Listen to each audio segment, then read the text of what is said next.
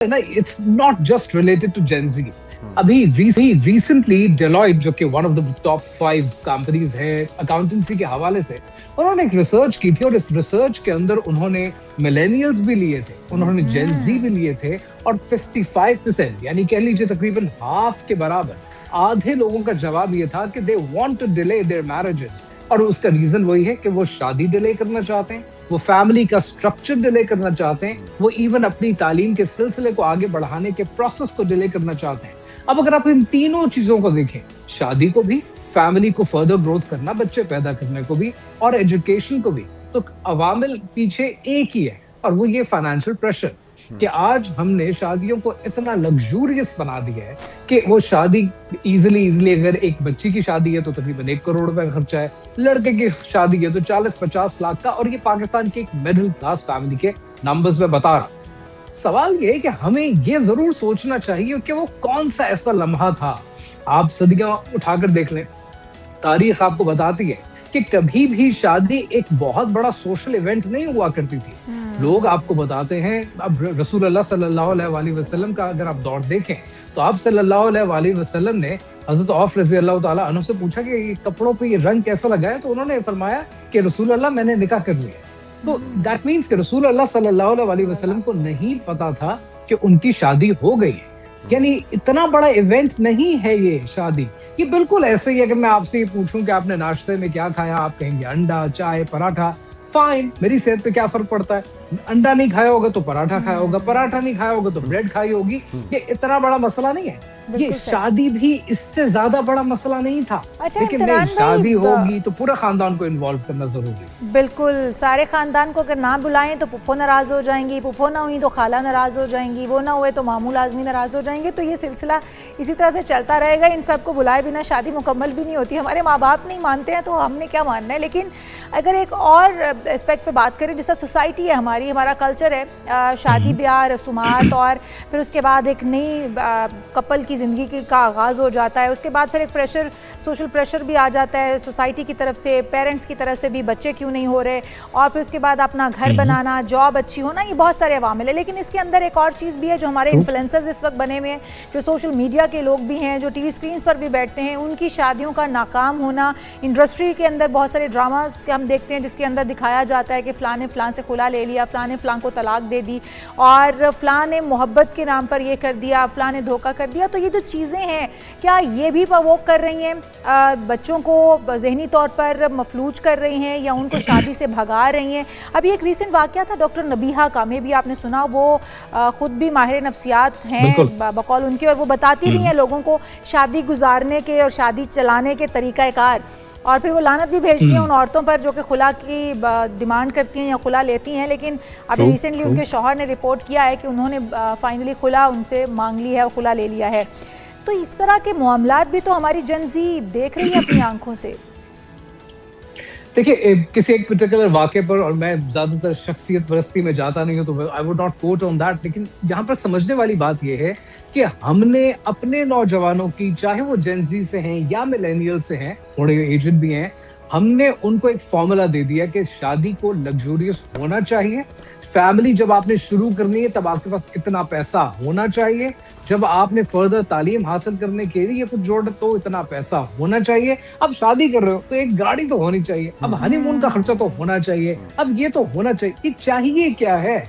शादी में कुछ नहीं चाहिए होता, एक बेसिक सी शादी भी हो सकती है 50,000 लोगों को, या जिस तरह हमारे एक एवरेज है ना कि या तो 500 लोग होंगे वलीमे पे, बारात पे, या 1000 लोग। एक फिक्स हो गया कि हमने मार्कीज में करनी ही करनी है। मुझे अच्छी तरह से याद है, एंड अल्हम्दुलिल्लाह I have been running businesses, और मैं आज से नहीं, मैं 16 साल से कारोबार में हूँ। व्हेन वी गॉट मैरिड, मैंने और मेरी बेगम का एक ही फैसला था कि सिर्फ उन लोगों को बुलाना है जो हम जानते हैं कि हमारी शादी में खुश होंगे।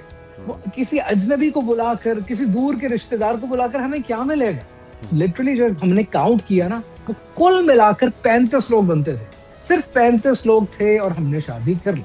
We saved all the money, और हमने अल्लाह सुब्हानहू तआला के हुक्म के मुताबिक, दीन की तालीमात के मुताबिक कम खर्चे में शादी कर ली। आप सल्लल्लाहु अलैहि वसल्लम की हदीस मुबारक है कि सबसे ब्लिसफुल, इन सारी जिंदगी इंसान कोशिश किसके लिए करता है? आप बरकत के लिए कोशिश करते हैं ना। तो आप सल्लल्लाहु अलैहि वसल्लम ने फरमाया कि सबसे ब्लिसफुल शादी वो है जिसमें सबसे कम खर्चा आए। अब जब हम खर्चे को दिखाएंगे और उसके बाद एक नौजवान उसको इंटरनलाइज कर लेगा कि जब पैसा होगा, जब गाड़ी बना चुका हूंगा, जब घर ले चुका हूंगा। अब मुझे एक बात बताएं, मेरे पास एक साहब आए पिछले दिनों, एक यंग बच्चा जस्ट गॉट ग्रेजुएटेड और उसकी पहली नौकरी लगी है। उसकी नौकरी लगी है मेरे ख्याल में 1 लाख रुपए पर मंथ में। बड़ी अच्छी बात है, यंग लड़का है, 20-22 साल का, यूनिवर्सिटी से पास आउट हुआ, नौकरी लग गई। अब आज पाकिस्तान में एवरेज घर 10 करोड़, 20 करोड़, 15 करोड़ रुपए का है। दैट मीन्स के अगर उस तनख्वाह में एक रुपया ये संभाल कर रखे, इसे 1000 महीने लग जाएंगे। 1000 महीने का मतलब है कि अगले 100 साल ये घर बनाने में लगा देगा। तो इसका घर तो इसका मतलब है कि इम्तिनान भाई हमने 50 साल खुद ही कॉम्प्लिकेट कर दिया है। ये इतना मुश्किल मामला नहीं है। एक तो दीन से दूरी, हमारी कम बड़ी बात है, और ये जो माशरती दबाव है उसमें हमने खुद को अपने आप को दबा दिया है, जकड़ लिया है। दूसरी एक और एक्सपेक्ट भी तो है जिसपे हम शायद गौर नहीं कर रहे। एक तो ये कि डिमांड्स का बहुत ज़्यादा होना, परफेक्शन की तलाश के, खूबसूरती भी हो, पैसा भी हो, फैमिली भी छोटी हो, मतलब दोनों तरफ से लड़के वाले भी और लड़की वाले भी इतने ज़्यादा डिमांडिंग हैं कि हर चीज़ की बेहतर की तलाश में वो लड़कों की उम्रें भी गुजर रही हैं, लड़कियों की उम्रें भी गुजर रही हैं, लेकिन उनको एहसास नहीं हो रहा कि इस चीज़ को आसान बनाने की ज़रूरत है। वो कहते हैं ना, वो कहावत है ना कि जब 20 साल की उम्र में आपका रिश्ता आ जाता है और आपको होता है अरे मैं तो इतना यंग हूँ, इतनी यंग हूँ, मेरा रिश्ता कैसे आ गया। तो 20 साल में आप कहते हैं हु इज ही, किसने कहा, मैं उसको मार डालूंगी। जब आप 30 में पहुंचते हैं तब आप थोड़े प्रैक्टिकल हो जाते हैं, फिर आप कहते हैं व्हाट इज, कि ये है कहाँ। जब आप 40 में पहुंचते हैं फिर आप कहते हैं वेयर इज ही, ये रिश्ते वाला है किधर, बस मैं कर लूं शादी। तो with the passage of time आपकी प्रैक्टिकलिटी बढ़ती जाती है, आपको बहुत सी चीजों पर कॉम्प्रोमाइज करना पड़ता है। वो कॉम्प्रोमाइज आप पहली सिचुएशन में कर लें। और यहाँ पर एक बात बड़ी इंपॉर्टेंट करना चाहता हूँ, बहुत से लोगों को उससे फायदा होगा। बहुत से लोग ये सोचते हैं कि अगर वो अच्छी फैमिलीज ढूंढने की कोशिश करेंगे, ऐसी फैमिलीज कि जिनको भी पैसे की इतनी जरूरत नहीं होगी या पैसा दिखावे के लिए जो चाहिए होता है उसकी जरूरत नहीं होगी, और हमें ऐसी फैमिलीज नहीं मिलेंगी। आजकल तो सब ऐसे ही हैं। बिल्कुल सही। ऐसा बिल्कुल नहीं।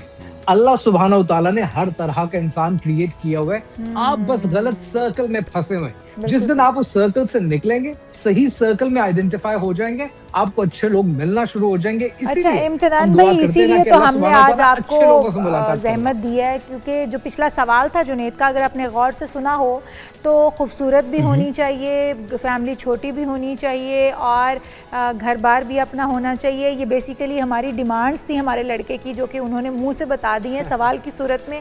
तो अब जो है वो तलाश जारी है हमारी भी की तलाश। मैंने तर्जुमानी की है उन तमाम लड़कों लड़कियों। आप सफाई नहीं दे इम्तिनान भाई। जी इम्तिनान भाई बताइए। मैं जुनैद आपके लिए दुआ कर सकता हूँ, मैं आपकी ख्वाहिशात में नहीं, मेरा दुआओं का वक्त गुजर चुका है इम्तिनान भाई। मैं तो शादीशुदा भी हूँ। इम्तिनान भाई दुआओं का वक्त वो कह रहे हैं गुजर चुका है, क्योंकि 30 क्रॉस कर चुके हैं वो अल्हम्दुलिल्लाह। तो अब तो बस ये है कि वो कहाँ है, वो किधर गई, वो कब मिलेगी, अब तो सूरत हाल पे आ गए वाली सिचुएशन पर है जी। लेकिन मैंने उसका लुबे लुबाब ये निकाला कि इम्तिनान भाई की बात पे अमल करें और चीजों को आसान बनाया जाए।